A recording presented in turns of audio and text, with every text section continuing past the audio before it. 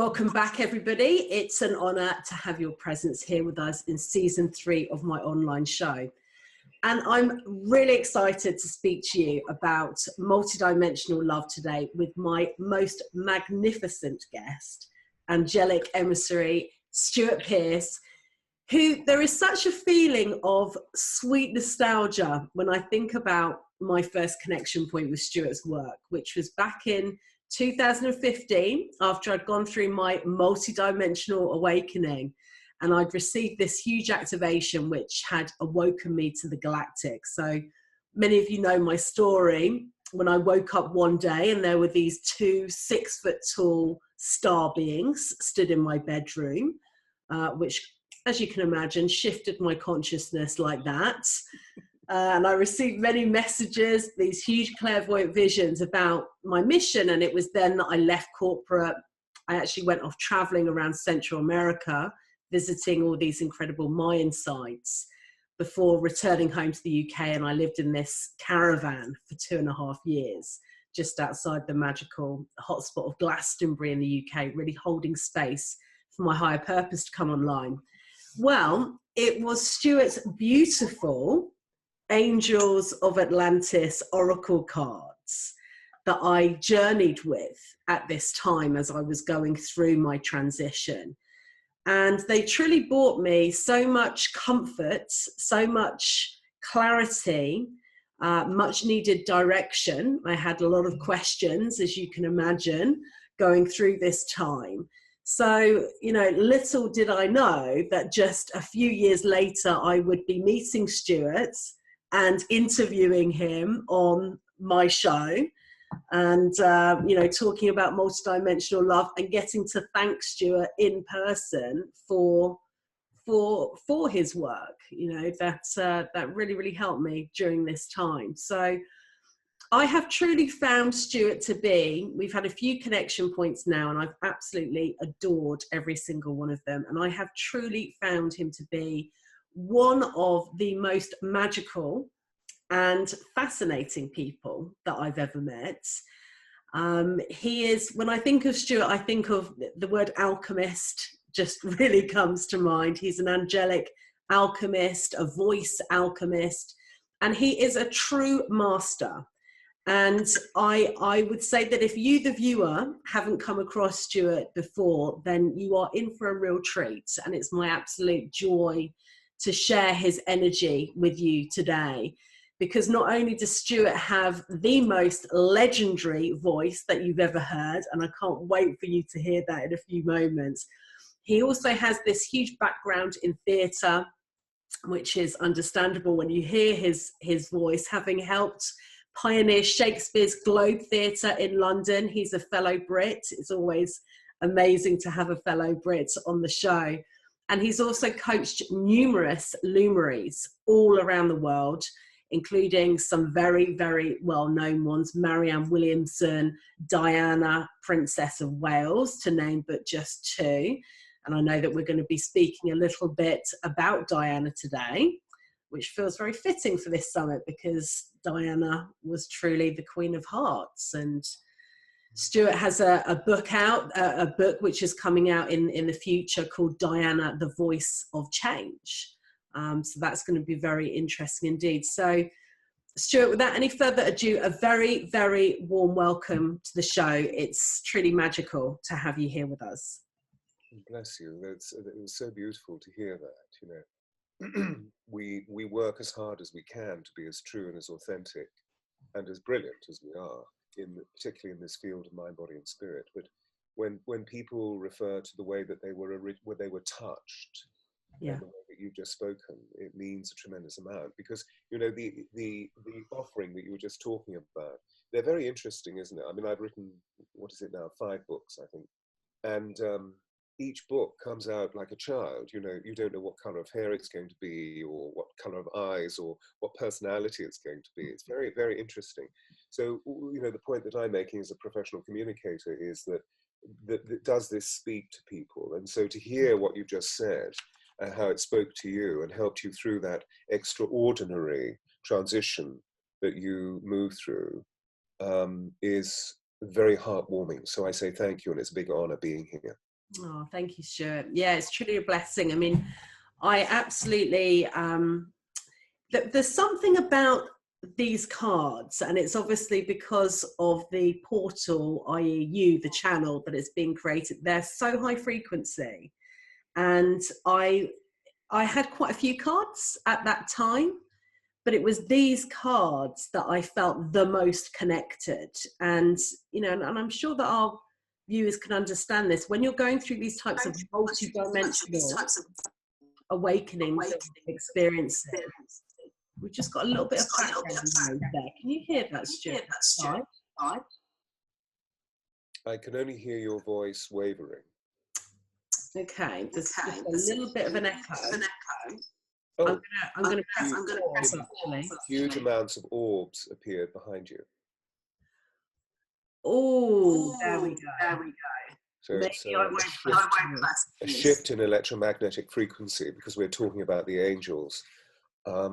Is it better? That's really interesting. There's just this echo that's suddenly come in. Yes. I tell you what we'll do. We'll just pause a little bit, and then we'll come back, because yeah, the frequency's been jacked right up. Ah, it shifted. It shifted. Okay. It shifted, because I was thinking from the viewer's point of view. Sea of orbs. There's a sea of orbs behind you. Suddenly it stopped again. So, okay. We just opened up. There we go. We just opened up a portal. That's incredible. Well, we were talking about portals, weren't we, Stuart? Yeah. For the interview. And maybe let's start here, because we've had kind of a bit of an epiphany moment that I think we're both really keen to share with the viewers, because we've both received information, intel about this incredible event that's going to be happening in March. Can I ask you to share what your discoveries around this, Stuart? I suppose the first witness about what you're describing took place in my consciousness around October of 2018, so October last year, where in meditation one day, Michael, Archangel Michael, who's been with me all my life, as long as I can remember, since the age of 5, I became aware of Michael. And this voice inside my head, which is Michael's voice, said that we were moving towards an immense portal that would open at some point during the spring or the early spring of 2019, and that we would see through that portal the immense growth process that we've been through post 2012, post December the 21st, 2012, because as we all know, we moved through that particular portal, the precession of the equinoxes, which happens, every 26,766 years, with great alacrity and with great spirit and with great promise for the future. And then we all crashed in 2013, in the sense of we all thought that we were walking into the promised land, and suddenly we realized that the promised land was already here, but it was immensely tarnished, and we need to do something about it. Particularly, I'm talking not just about what we're reviewing on the outside, but with the essential belief that whatever we see on the outside is a mirror image of what's going on within. And so we needed to work really hard through 13, 14, 15. Of course, you went through your process in 15, 16, 17, and then into 18. And so Michael suggested there would be an immense position of release and relief in early spring of next year. And then in Egypt, during December, where I was for nearly 4 weeks, where I run retreats, again, the host of these beautiful angels came in with Michael as their leader. And each of them spoke to me very specifically about the nature of the portal that was opening and what my witness and contribution would be, what they wanted me to do to help people through the portal around the globe, because now I speak to a global audience. And then the other day, I met with a very dear friend of mine who's a brilliant astrologer whom I met many years ago through Diana, because she was Diana's astrologer, Diana, Princess of Wales. And we were very close, and then we sort of fell apart because life got busy, and we've just really reconnected. So we decided we begin our New Year's by going to the restaurant where we both met Diana and had copious lunches with her, which was San Lorenzo in Knightsbridge in London. And there we were, and suddenly there was Marina Burney, who's the owner of the restaurant, who is the daughter of Mara, who introduced both Debbie and myself to Diana completely separately. It was an amazing point of synchronicity. However, as we were talking, Debbie is immensely astute. She was talking about this portal, and I said, well, yeah, I have information about a portal opening. And so we moved into the astrology of what this exquisite portal is all about. Mm. What we discovered is that at the beginning of March, the first week of March, there is a combination of planetary order that comes in, an orchestration of 3 planets specifically, Mars, Mercury, and the Sun. And when they come together in this extraordinary concert, they bring about immense change. Mm. So in other words, that week is going to be a very high energized portal of activity, Yeah. where we're introduced to, we look at Mercury, we see Mercury as being the planet of communication. It's Hermes, who is an incarnation of my master, the Thoth being, or the Mercury being, or the Hermes, or the Merlin, or the Saint Germain being, same being, just different incarnations. So Mercury comes in as a pilot of communication to steer us forward. Mixed with Sun energy means that it's going to be affecting all of our natal charts in a very powerful way. So in other words, the Sun will radiate a huge flash of energy that we will all receive to awaken to a more honest, more transparent, more free and truthful aspect of expression. And then Mars comes in, which is an immensely energizing planet, to bring about steadfastness and clarity of vision. That the main thing is to keep the main thing the main thing. I mean, that's Mars energy. And what we all know is that we tend to start a project, or we begin a New Year's resolution, for example, as we're recording at the beginning of January 2019. And we then, in 2 weeks' time, we've given up the strength to really steadfastly complete what the resolve was. So these energies, the Mars, Mercury, and Sun energy, just from an amateur astrologer's point of view, meaning I'm not an astrologer, I speak of it in relation to the fact that I'm fascinated by it, but it's not a science that is necessarily significant for me in terms of the way that my consciousness works. You're more intuitive. Astrologer. We all have our skills. Mm. And over the years, I've become very aware of the fact of, no, I don't have that skill. Leave that to that technician over here. But this is my skill set. Yeah. And that moves through into mid-March. So this giant portal that opens brings about a union with Jupiter. And Jupiter, of course, is the planet of expansion. So it's a time of immense shift. Therefore, I'm sure we will see great change take place in the topography of our planet. And what I mean by that is not necessarily geographical movements, although that is possible, because when the sun is involved, it always leads towards fast solar flares, as I was saying, that often affects the electromagnetic currency of our planet. So there could be physical shifts, but I'm talking much more specifically about the scene topography of the way that we conduct our relationships, both individually and collectively. Yeah, you were saying about it's a new way of experiencing relationships and much more collaboration energy coming in through that portal, right? Yes, yes. Which is... Because, after all, the sovereignty, the movement away from the patriarchy, the movement into developing our own sovereignty from a social point of view really started taking place at the end of the 19th century through the growth of industrialization, the growth of commercialization, and the growth of capitalism. And so, in other words, people were able to move through society much more easily than they had before, even though there was a class system. Of course, I speak as a Western man. Even though there was a class system or caste system, people still, working class people were able to move into extraordinarily exalted positions in society. And so this was all a social movement into the development of individual sovereignty, away from constantly giving our power away to the monarch, or to dad, or to the king, or the lawyer, or the judge, or the policeman, or the school teacher, or whomever. Mm. We were encouraged to develop our own sovereignty, which led to extraordinary investigations, as we saw through the societal trauma of the First and the Second World War, which was devastating. But as a result, our modern societies began to grow up.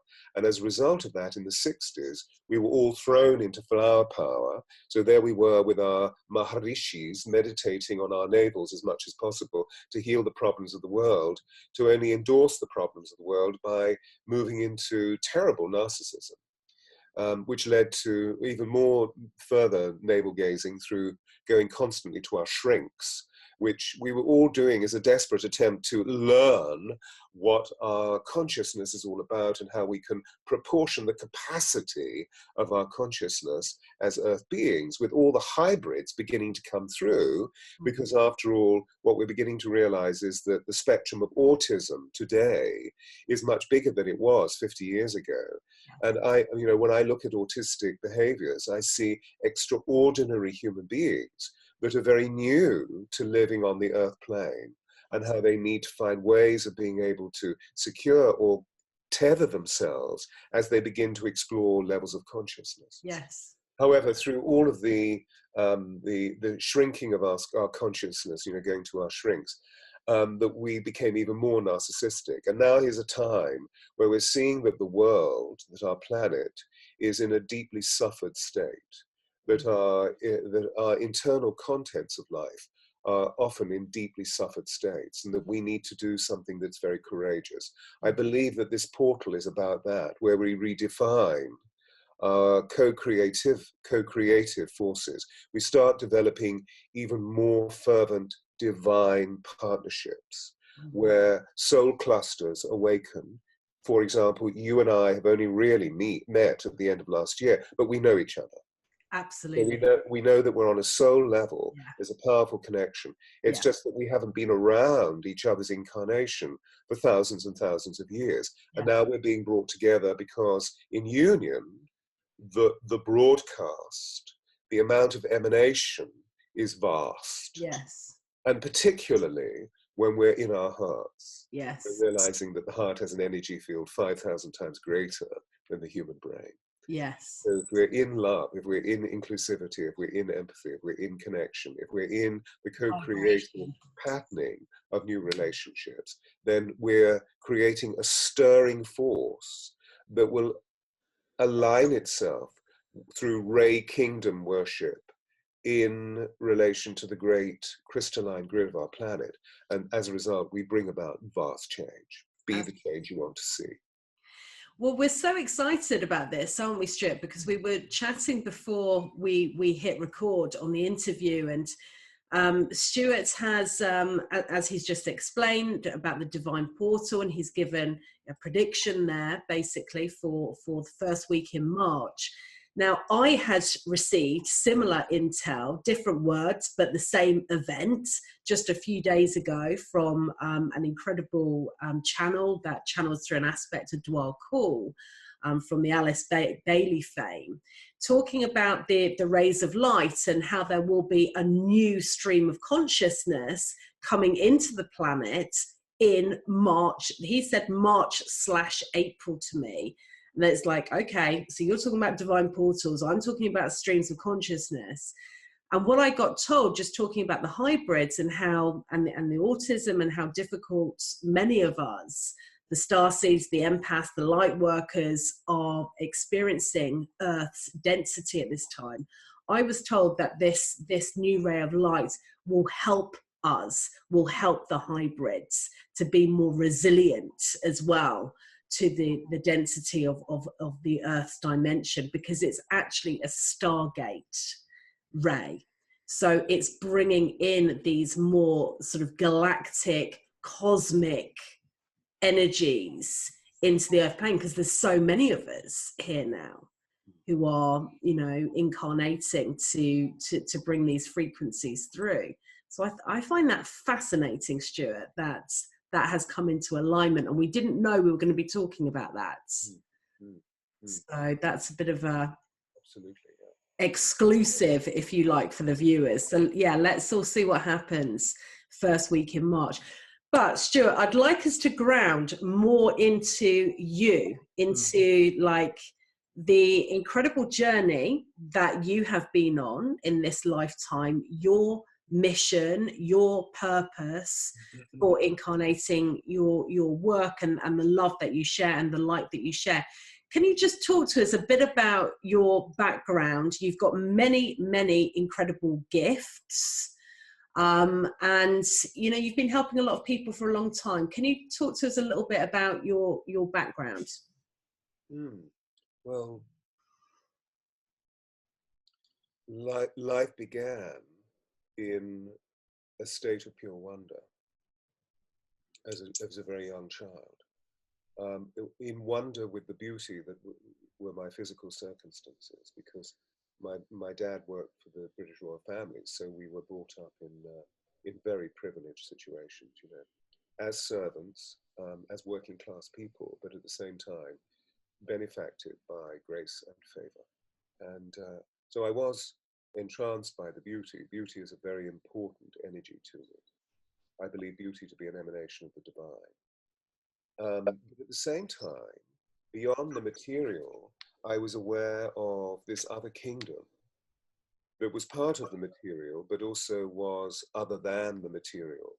And suddenly the energies, when I was aware of looking beyond the material as a small child, I mean, I'm talking about 5, 6, 7, I became aware of these extraordinary beings of light that spoke to me. And that's when I met Michael. I mean, literally, I remember being outside this building, which I was told by my dear mother, my extraordinary mother, who alas is past, but very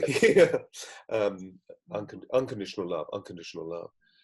But this is a church, darling, this is a church. And I said, but what's that? And she said, oh, that's Archangel Michael. And here was this wrought iron sculpture of an angel on the outside of this building. And this thing looked at me and winked, as it were. And I heard in my consciousness, I will always be with you. And I remember breaking into floods of tears. And my mother said, what's wrong? And I said, I know him, I know him. I didn't know what that meant. I just had this deep, deep reckoning, as children did. Anyway, so that continued, you know, that I had this extraordinary ability to see ghosts, to talk about spirit. And I thought everybody had this ability. This was the innocence of my being. And so I spoke about it. And what I realized is that it evoked horror in people's faces. It evoked disapprobation. It evoked anger. So I switched off completely. And the switching off meant that I self-muted for 2 years. And my brother spoke for me. I have a brother who's older than I. And at the same time, as I crashed into my body, I was always leaving my body and crashing back in. I discovered, or it was discovered for me, that I had crucial learning difficulties. So I couldn't read, I couldn't do math.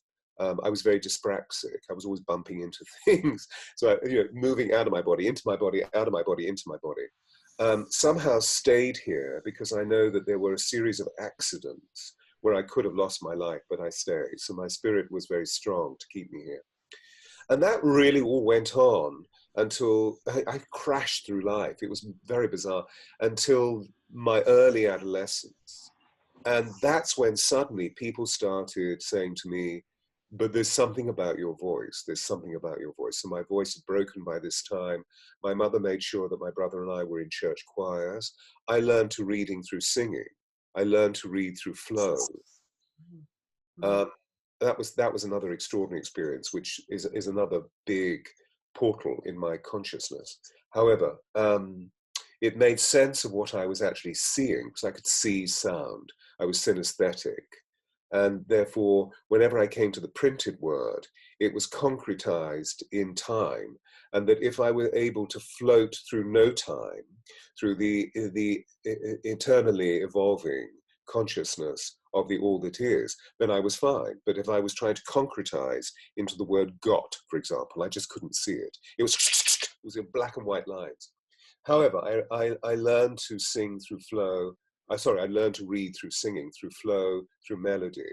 And people kept on saying, but there's something about your voice, there's something about your voice. Now, bearing in mind, I could do nothing else. and was constantly being told you're nothing and you will always be nothing. But when I heard this, I thought, I'll go to that because that has light.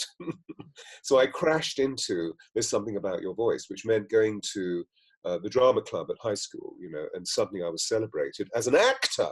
Oh, now I'm an actor. Okay, so I tried out to get into drama school, got into drama school, trained as an actor teacher, so I got a teaching qualification. Heaven knows how I got the qualification, but I did. More through charm, I think, because by that time I was beginning to discover my sexuality and my social expansiveness.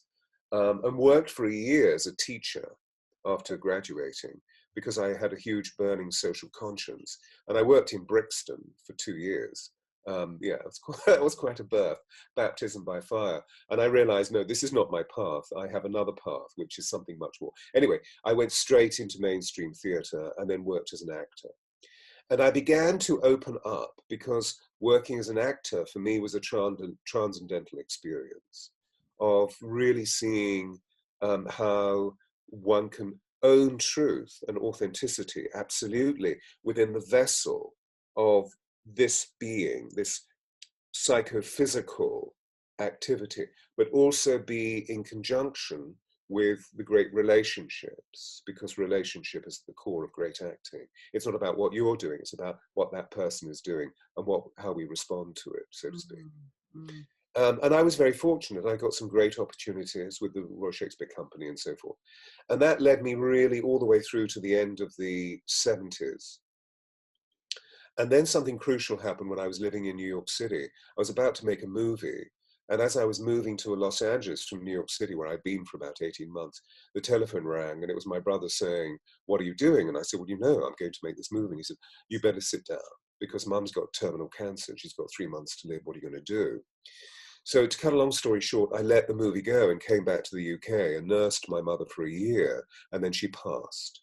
And I had a series of mystical experiences with her spirit as she began to pass, and particularly a week after her passing, where she came to me and all of my chakra system just burst open. So I regained that quality of being that I had as a child, but now I was a 23-year-old, 25, 26-year-old man. And in the same moment, so to speak, the telephone rang. I mean, I was out of work, so I'd lost my agent and manager as a result of removing myself from the film contract. And in the same breath, as it were, the telephone rang, and here was a remarkable woman that I'd worked with, who was the voice director of the Royal Shakespeare Company, a woman called Cicely Berry, who alas has just passed, a very remarkable human being, who said, "What are you doing?" And I said, "Well, I'm not doing anything. I'm just being this." And she said, "What are you going to do?" And I said, "I don't know." So she said, "Well, come and teach for me. Be my apprentice. And there's this woman I want you to go and work with." I don't want to work with her because I'm a diehard Democrat, and she's just taken over the Conservative Party. So I went, wow. So 2 weeks later, there I was walking into Downing Street to meet Margaret Thatcher. And I'm the man who gave Margaret Thatcher her voice. Of course, internally, I was terrified. But what I did externally was just to rest in the craft skills that I had as an actor, to be present and to be focused and to listen to the core of what she wanted, and then to produce informative or illumined ideas and physical sensations that would assist her in finding her voice. And that began the career that you see me sitting at the zenith of, I suppose, in many ways. So I had great opportunities as a result of that. And one was that I immediately became the head of voice of one of Britain's leading drama school, which gave me the opportunity of developing a laboratory to understand what voice is all about from a secular and also from a sacred point of view. Working with people's voices means you're working with their inner beings. And so I began to open up my psychic abilities. And then in 87, a friend of mine had opened this crystal store in Glastonbury and said, "Did you know about the harmonic convergence?" Well, I didn't know what he was talking about. And he said, "No, come for the weekend. It's going to be amazing. And I want you to do these readings because you're really good at half-an-hour readings." That's what I did then. It's a very flashy psychic readings for people. "Oh, your mother's talking to me and she says," you know, whatever. And they were very effective, and they were always about taking people deep into the authenticity of their being. But little did I know that this august event the harmonic convergence, would mean that during my lunch break, I was meditating on the tour, and suddenly, out of nowhere, I heard these extraordinary sounds, these harmonic overtones. And I opened my eyes, and there were these huge orbs hanging in the air, these 12 orbs that spoke to me saying, we are the angels of Atlantis, and we're going to give you a temple of sound healing, which you will call the alchemy of voice. So to rest there, that was the beginning of the last 32 years or whatever. That effectively in the world, what I do is to balance the seen with the unseen in the field of human empowerment. And I work very specifically to help people find their note. But when we find our note, we find a position of harmony within our beings. And when we find harmony, we find our power. And if we don't find our power, we find what disempowers us. And so the alchemy of voice is transmuting the negative into positive, transmuting mortal disharmony into divine transcendence. And the angels assist me. So for example, so that the people that are beautifully tuning into this, and thank you for coming in to listen, but when Ariella and I were talking about the Angels of Atlantis before coming on air, I said, well, why don't we choose a card for today to see what the Angels of Atlantis reading is about our conversation, and indeed about the summit, because this is a beautiful multidimensional summit. And the card was Safkiel, the angel of sacred love, and surrender. And what could be more perfect? Because when Ariella asked me if I would be part of this summit, I said, oh, I don't know about that. I'm very busy. And then she said, no, do. And she said, it's going to be about love. And I said, oh, really? Why don't we dedicate my contribution through the celestial orifice, so to speak, of Safkiel, who is the angel of sacred love. And then, and here we are. I mean, it was not planned. It was the top card on the oracle. Here is Safkiel. So something major is going on. Now today, it means that I work in multifarious ways, but I'm always moving between I now have the ability to move between the unseen and the seen worlds, but stay within the vessel of my being, which I evidently didn't have the ability to do as a child. Life was very, very, very difficult. I'm smiling about it now, but it was really challenging, hence self-muting and all sorts of things. Yeah, that's an incredible story. Thank you for sharing that. And I love how, and I relate, and a lot of our viewers will relate to this, it's that pain turned into purpose. Pain transmuted into purpose, and that divine drive that comes online as a result of you going through those rites of passage, going from, and I didn't know that about you. I didn't know that you were self-muted. You stopped speaking when you were younger, and all I have known about you is this incredible voice. But yes, it's a true pleasure and a true gift to be on the other side of that. And no wonder your beautiful cards had such a resonance and a frequency, and opened up various portals for me. So yeah, again, I just thank you for that. So let's go into the celestial orifice, as you so beautifully described that. I love that, by the way, of Zafkiel, shall we? And see what emanations come out for the viewers. Can you tell us about Zafkiel in respect of the multidimensional love summit? Well, as soon as you seeded the idea into my consciousness, I am a servant. And so I immediately, in that area of my being, which is receptivity, humility, and yielding, I ask these divine beings, what is it that you would like to say? Because you've asked me to be your emissary. And I take that responsibility with immense humility. What is it you want to say? And Safkiel, this beautiful carnelian, so reddy orange orb came in to my consciousness. Now, what I mean by that is that I see externally, but I also see internally. And the imprint of Safkiel's energy on me is very profound, because love has always been the administration of every single thing that I do and I be in the world. If it's turned into anything other than love, I have a default mechanism which brings me crashing back into love. And so Safkiel said, let me help you. Let me be a patron of the Love Summit that Ariella is wanting to create. And so Safkiel is really with us at this time, teaching us about the degrees of love, and particularly the degrees of self-loving. Safkiel is not a well-known angel in the communion of angels. And of course, there are thousands of angels that are thoughts of God. But at this time, Safkiel comes with the 12, the angels of Atlantis, which creates this great ring pass knot that we can allow these portals that are opening to bring forth different rays of energy to allow us to really be at one with this time of great shift. Yeah. Safkiel brings forth qualities like compassion, which is the highest vibrational frequency that we can reach at this time.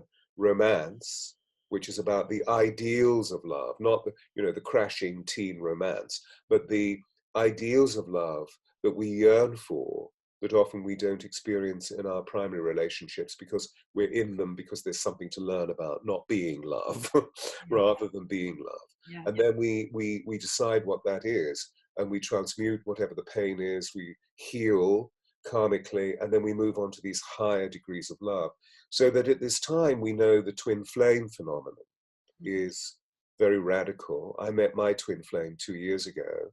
Unfortunately, our destinies were not entwined, but we came together for a period of time that was the greatest, a period of the greatest bliss that I've ever experienced. But at the same time, so it allowed me to see areas of my being that were still in holding from my divine blueprint, and how I could release those areas of being to transcend or to transmute onto a higher level. And then we separated. So the phenomenon of twin flame is very rich with us, but at the same time, going back to the spark of confidence that we had at the beginning of our conversation, that what this portal that we're talking about, both in your summit and also at the beginning of March, is about moving into the incandescence of what true divine partnership is all about on a co-creative or collaborative interaction. That's what Safkiel wants us to understand, that much of that is about yielding and listening to the power of significant other, whomever they may be, whether it be a lover or a colleague or a member of the family or a friend, of really listening to what the pulse and the rhythm of their communication is all about, so that we can begin to assess, are they living through absolute truth and authenticity? And if so, how can I register and resonate and cohere with that truth? And that's what Safkiel wants us to realize. Too many of us are in denial. Too many of us are still living in fantasy. If I hear another person coming through and talking to me, I mean, I say this with laughter in my mind and heart, but if I have another person coming through to me and saying that I was Akhenaten in a past life, I shall scream. Does it matter what I was in a past life? I don't think it does. I feel what's important, not from an egoic point of view, but from a theme point of view, that we learn by the karmic themes, because feeling is the language of the soul. And we need to be humble about our souls. We don't need to suddenly allow them to become, why is it that we're always being kings and queens or prophets? Or why can't we be cleaners? Or people who wash the lavatories? But everybody has this egoic sense of fantasy. What Safkiel wants us to do is to get really grounded and not be in denial, and to release, to heal the guilt, the unlove. It's all about illusion, deception, dishonesty, and pampering to our own uncertain sense of self. So Safkiel is bringing us to a very, very core of what we can do and be to transmute and heal the core substance of our being, so that literally we become illumined, vessels of ultimate compassion, as we see in the Bodhisattva. So in other words, we acquire so much light within ourselves. We become so delighted, enlightened, that we resonate 50%, 60%, 70% atomic fusion in our cells. I believe that this is when we step into Homo luminous, when we move from Homo sapien, which means intelligence, into a wisdom, which is Homo noeticus, and then into Homo luminous. We become human angels. We are not angels. We are human beings. But we subscribe to the nature of the angelic presence because the angelic presence is something that we yearn to become. We are not angels. We are human beings. Too many people say to me, oh, I was an angel. Okay, you were angelic in presence, but actually you weren't an angel, you're a human being. Yes. And so we radiate that light, which means that we see with Amachi, we see with His Holiness the Dalai Lama, we see with, you know, Barack Obama has something very extraordinary about him in his field. These illumined ones, they come to enlighten us about what our behavior is all about. That if we can meet every single aspect of our lives with humility, with grace, with love, with compassion, with inclusivity, we meet God. It's very simple. We meet the divine. And so I'm rattling on. No, it's so beautiful. I mean, I'm sure the viewers will agree. We could listen to you all day, Stewart. Well, bless you. And the frequency and the wisdom is incredible. Do you have any advice for the viewers around how they can work with the angels? Perhaps there's people, you know, there's a lot of people in the summit who are looking to attract the type of love that they may want, or there's also, you know, many viewers who are looking to keep the love they already have or take it to the next level. Is there any advice? How can they work with the angels? Well, you know, thank you for asking, because this seems to be an issue at the moment. Many people are asking me, how can I get closer to the angels? How can I receive angelic transmission? And the first port of call that I come to is, well, do you have a relationship with your guardian angel? And they say, oh, no, was I supposed to? Well, no, you weren't supposed to anything, but it would be lovely to have a relationship with your guardian angel, this extraordinary beam of light, no name, no gender, of course. Angels do not have gender. He, she, it, what do we call them? You know, they are these beings of light. Being of light that came to us the moment that the sperm and the ovum fused. This angel came into presence with our mother, and then of course into incandescent arrangement and radiation when we were born, and will be with us all the way through life until we choose to pass. And we choose when to pass, even if it is through trauma. We choose when to pass. And then the angel goes back into source. The interesting thing is that this is a classical model. You know, in ancient Rome, the guardian angel was known as the genie. And the genie gave the individual genius. Right. So all the way through into Renaissance Italy, Michelangelo and Leonardo da Vinci, they didn't believe that they created what they created. They believed that the guardian angel, their genie, moved through them and gave them the genius that was merely a flow, an inspirational flow, a pranayamic flow of information from the divine. And they were the vessels that had craft skills in 3D to manipulate weight, space, and time to bring about the creation of the Sistine Chapel. I could go on and on and on about the guardian angel status. So it seems to me that that's the first, can I feel my guardian angel? So if we could spend just a few moments each day in meditation, feeling the guardian. And certainly in the offering that you've asked me to give for the summit, for this multidimensional summit, what I have been asked to do by the angels is to provide everybody with a mantra. And the mantra will be a tone that is a sonic source code for their guardian angel. The guardian angel is, if you like, the key keeper or the portal keeper to the angelic realms. They gave me this just a few days ago. To see an angel, we must see another's soul. To feel an angel, we must feel another's heart. To hear an angel, we must listen to them both, the soul and the heart of other and of oneself. To smell an angel, we need to know the smell, the scent, the perfume of love. Oh, beautiful. And so, in other words, what they're giving is this wonderful teaching about if we can prime our senses and become truly present, which means that really we need to meditate twice a day so that we still the electromagnetic functioning of our beings to a point where we can feel the incandescence of stillness within our bodies. And stillness is where the divine lives, not in the action, it's in the stillness, the still small voice in the calm.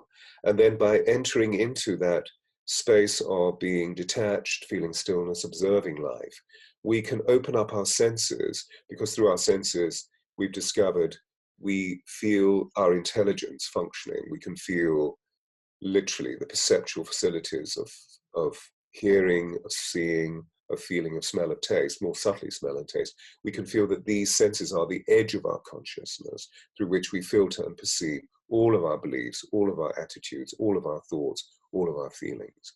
So through stillness, we can open to this sense of still presence. We can feel our guardian, and our guardian will automatically, our guardian is the key keeper to the angelic kingdom.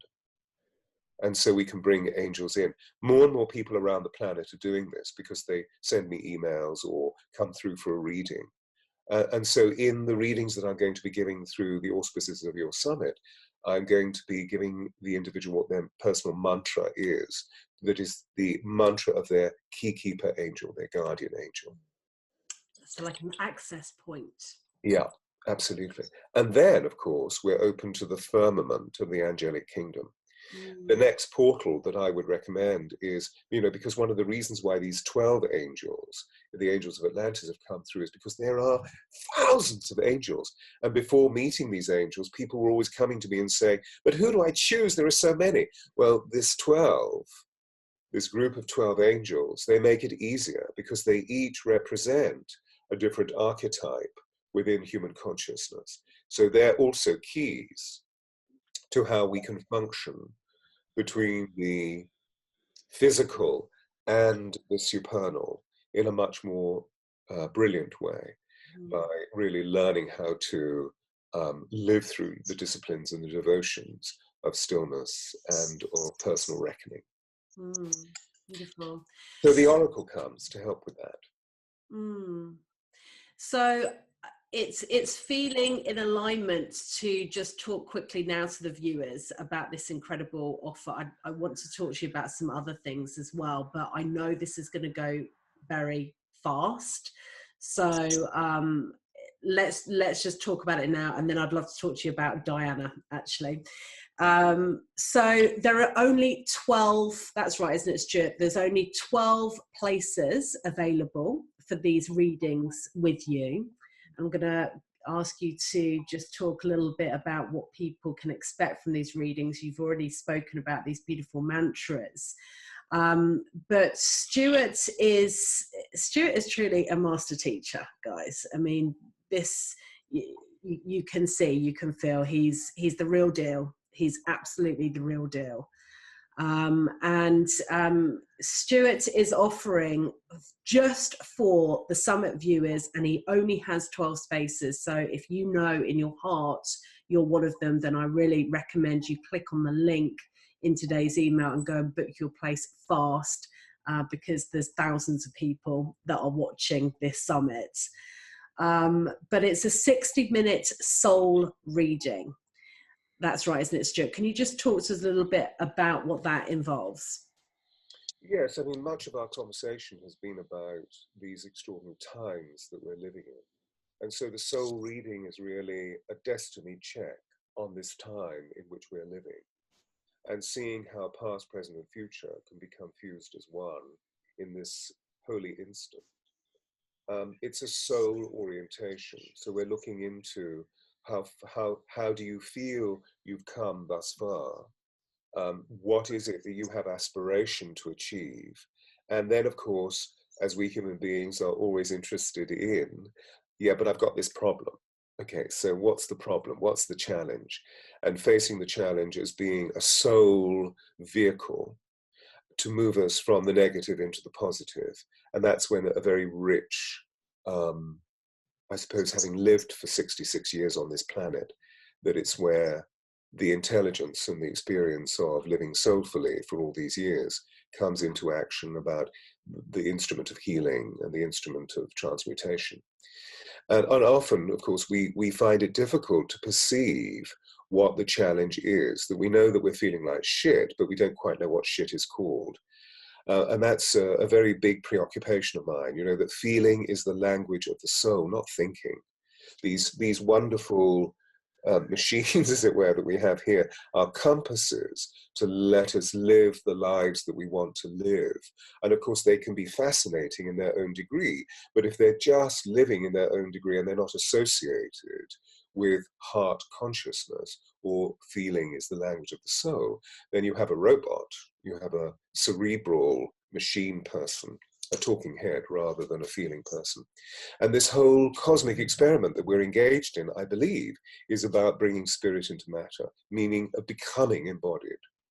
And so what I do is I allow people to understand what they're feeling. So I have a series of devices or techniques that encourage people into, well, this isn't this what you're feeling, but it's all self-revelatory.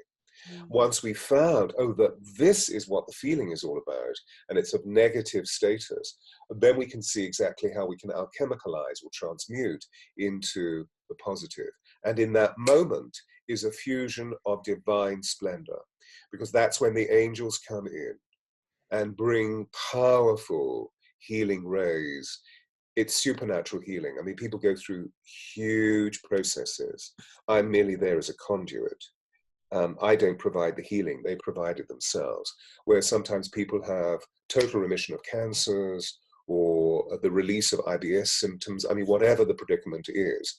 I'm having problems with my husband. Suddenly, there are no longer problems with you know, they find a way of being able to communicate wholeheartedly what the issues are that they're experiencing, which either leads the two dear ones to a point of resolution and completion of the relationship, or allows them to become even more incandescent in the ecstasy of their union. I mean, the problems are multifarious, of course, as we know. The challenges are multifarious because we're wonderfully complex. We're human. So it goes in many different directions. Yeah, so, and there's only 12, and the reason that there's only 12, that this is what the angels have given to this summit. B, it's Stewart's private one-to-one time. So this isn't like a package that's being offered where it's a pre-recorded. You know, this is a live one-to-one reading with Stewart, which is very rare. And he has a lot of people that want to work with him. So we are blessed to receive this gift. Thank you so much from yourself and the angels. So if you're interested, if you are one of the 12 and you know that you're one of the 12, then do click on the link on today's email. It will take you through to a website where you can book your reading. Stuart's also very, very generously giving a big discount to Summit viewers. So it's in pound terms, it's normally at £750, which for an hour session with a master teacher is pretty good, guys, you know, at that price. But it's been reduced much further down to 444, which of course is a beautiful angelic number. And there are 12 people that can have access to that. So please do go and have a look on the webpage. And yeah, it's to spend an hour in your company going that deep is a gift. So thank you, Stewart. Thank you. My pleasure. My pleasure. So let's talk about Diana. Let's talk about Diana, because I know that you were saying that her presence is really being felt at the moment on the planet, right, with everything that's going on with the royals. And you obviously had a very personal connection with Diana, and I know she sought you out, didn't she, for personal guidance and consultation. Can you talk to us a little bit about that? Mm. Where does one begin? Yeah. Um, I've I was at the beginning of last year asked if I would write a book about my experiences, and so I have done that. And so I'm in the process of negotiating with publishers about bringing the book out. Diana was the most extraordinary human being to be in the presence of. This was an illumined one. She was obviously anointed.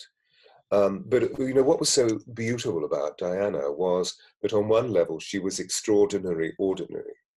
I mean, extraordinarily ordinary. And at the same time, she was extraordinarily extraordinary.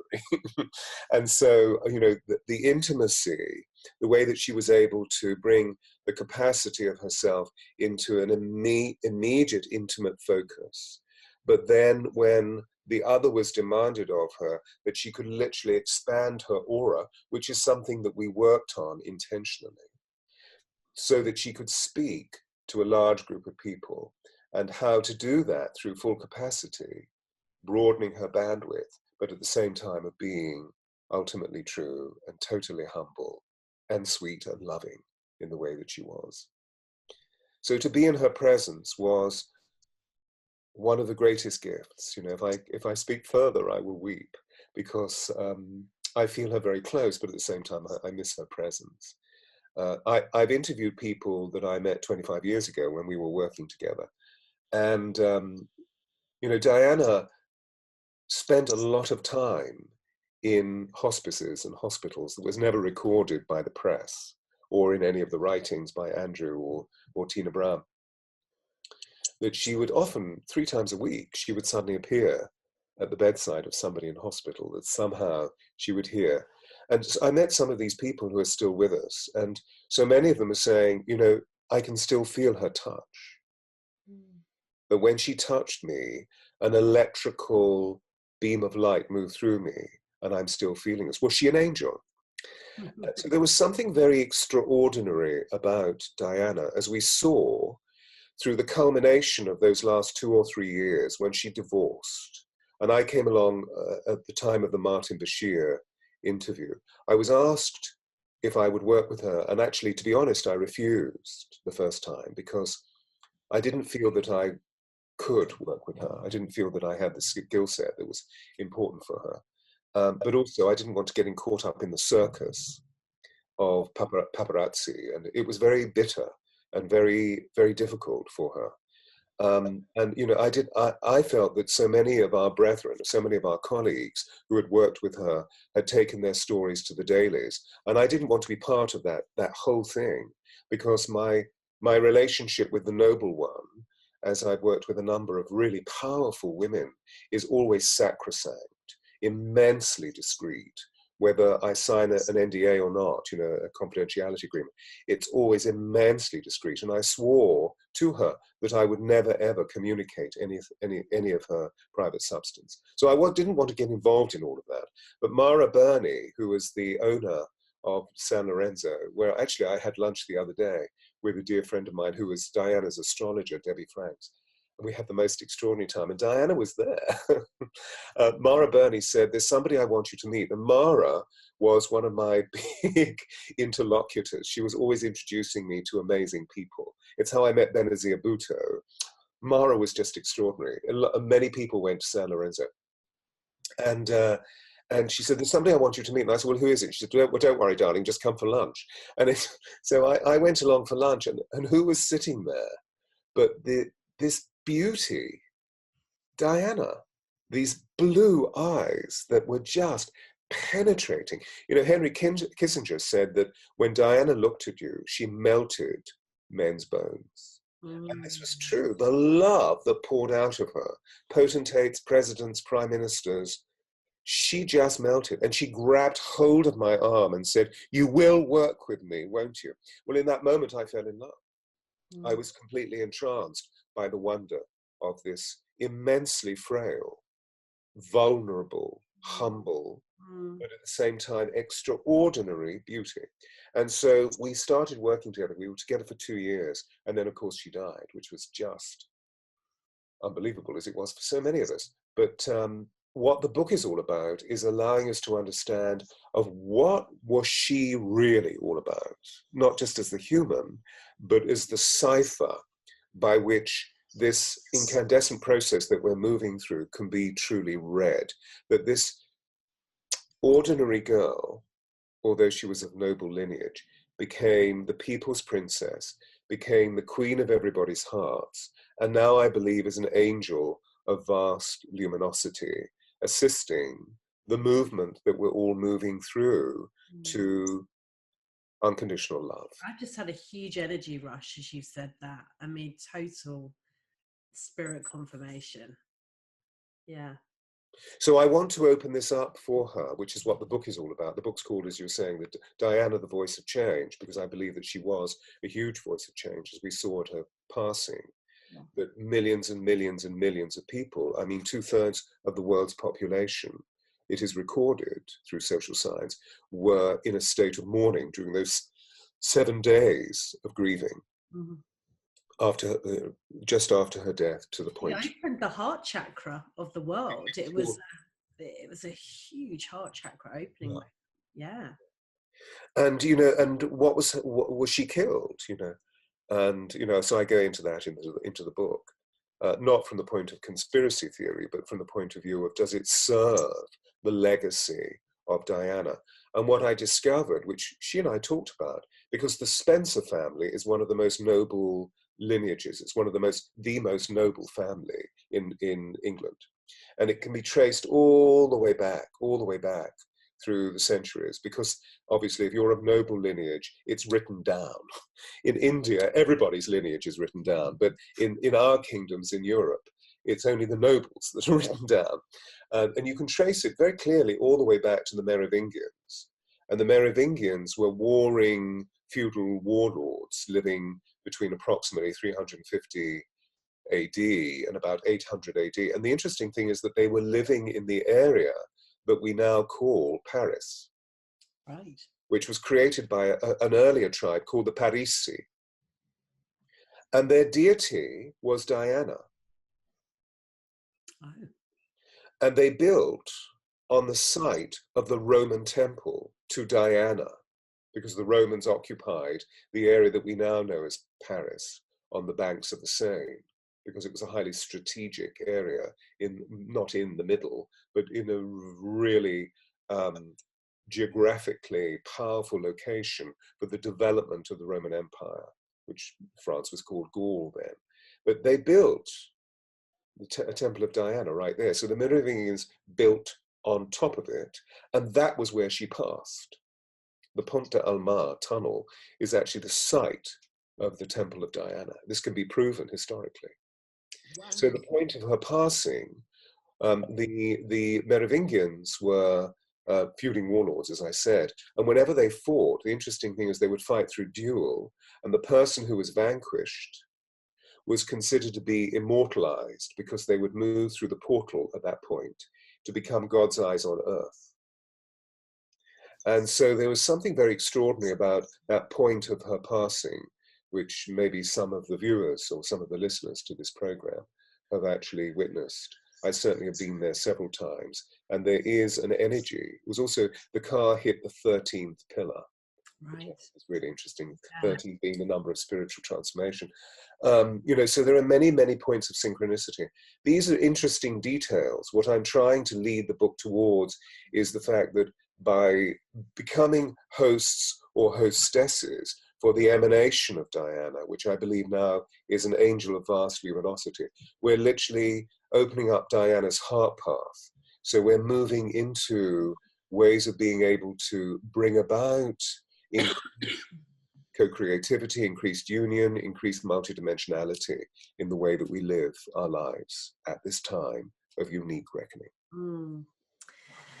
Beautiful. So fitting that Diana's presence should come into the Multidimensional Love Summit. Thank you for being the conduit to bring in her essence and voice that beautiful essence and bring in the high frequencies of the angelic kingdom as well. Stewart, I love you. Thank you. Thank you so much. Thank you for this opportunity. And thank you for all the listeners who are listening in and watching and gathering. And I hope to meet them, 12 people that I can meet. 12 because it's just, the angels asked this, but my schedule is just so tight. And let's see what happens. Absolutely. The 12 people will be getting the nudge, the angelic the angelic nudge. But it's a shame that I'm looking forward to the point where we can become more multidimensional in physical form. So if we could just replicate you, Stewart, then if there was 12 of you, there could be 12 people, and then there could be the 144. So, that's spooky. I think the term is spooky because recently in Egypt, because I take retreats to Egypt twice a year, there'll be another one coming up in April 3rd or 13th. But when I move in temple, something happens to my field. And I had 25 people on this last retreat. And so when we're in temple, although I'm trying to guide everybody, actually I'm trying to psychically lasso everybody in a certain direction so that we can share together. Group emanation suddenly intensifies or magnifies the energies of these extraordinary temples that may look ruinous, but they're switched on. That some members of the group were saying, but I just saw you in that room, but I saw you in that room, but I saw you in that room. So I was replicating 12 times. Oh, how fascinating. And what I'm really talking about, I believe, is that what you and I are doing is helping people open the multidimensional presence of their being, their soulful being, which of course means that literally we are accommodating more light holographically. Yeah. And it's the holographic that we're really talking about. What those people were experiencing was a seed of my energy, of my emanation within my field that was literally appearing as though I was standing there in 3D. And there's a shot, actually, which I'll send you, where somebody's taken a photograph of me, but I was not standing there when they took the photograph. Send that to me, and I'm going to share that with the viewers. Yeah, that's so they will have already seen this when they're watching the daily interview. It's going to be in the daily email. Send that, because I'd love to see that. And just to add to that, so 2 things. When I was going through my multidimensional galactic activation 2015, all of this information came in about bilocating for me. And I saw myself when I was 13 years of age. I woke up and I saw a figure run off the end of my bed with long red hair, and I thought it was the devil for many years, and it scared the absolute hell out of me. Then when I got to 36, I had red hair, and I realized in this download that that was actually me. The second thing is this portal, the divine portal that we were talking about, this additional ray, and the Stewart has shared with us this first week in March, this prediction, this divine portal. What I got told by Dwal Kul is that this will open up the facility for us to do time travel and to do more bilocating. And it's because of all of the multidimensionals, the next generation, the Homo luminous, as you call it, the Homo galacticus, the Homo divinus, the multidimensional human. It's because so many of us are on the planet now, that these things are going to start to be possible for us. So super exciting. I'm so glad you mentioned that, because of course we have known experience of the Bodhisattva doing this. Yes. So 40 whatever years ago, when I was called to Sai Baba, which was a whole story in itself, that I was miraculously called, and I met him, that I witnessed him bilocating, because he was known to be in one place, but actually he was seen in another. Yes. And the Christ was known to bilocate. And so when we reach a point of no fear, yes, no doubt, and we are held purely by the beauty of the holy instant, and with all of the rhythm and the beat of that moment, in love, That's when we are able to, as the Christ man said, as Jesus said, Joshua said, and ye shall do this and more. Mm. As he rose Lazarus, and everybody went, oh, how did you do that? And he said, and ye shall do this and more. If you have faith the size of a mustard seed. And what I've discovered, you know, my darling, is that the key thing is that people purport to have faith, but it's an idea. It's not an experience. Yeah, it needs to be an experience.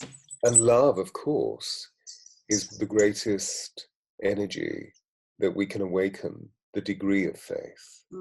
Because love takes us, as you were saying about your own, to use the word yet again, incandescent journey, that love was the thing that triggered your will, the will to keep going and not to pass, the will to keep going.